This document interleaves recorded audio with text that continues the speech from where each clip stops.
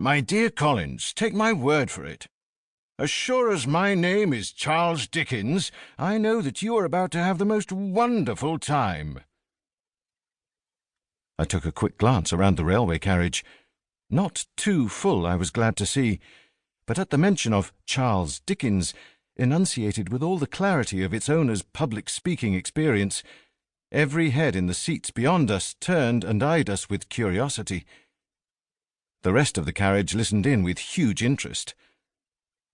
I felt my face warm with embarrassment, but Dickens, of course, took absolutely no notice, no more than if he had been an actor on the stage. He even raised his voice a tone, as though to make sure that it was easily heard at the back of the carriage. "You will fall on your knees, my dear Collins, and thank me for bringing you into Hertfordshire. I'm certain that you will love the house, a magnificent place, steeped in history. You will love the company, a fine crowd of fellows, all friends of mine, and you know that there is always something special about a friend of mine."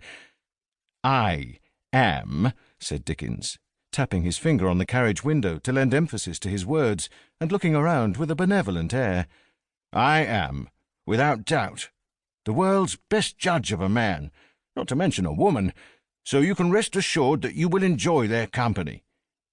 And as for your host, Lord Edward Bulwer-Lytton, well, what a very good fellow he is, famous all over the world for his books.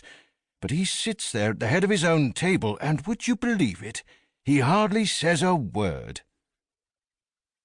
I didn't think that was much of a recommendation for a host, that he would sit at the top of his own table and say hardly a word, but I refrained from further comment, and not just because the whole carriage was listening with such interest. Dickens' tone was light, but he was a man who liked his friends to agree with him. I had noted that after weeks of calling me Wilkie, he had now slipped back to the more formal Collins.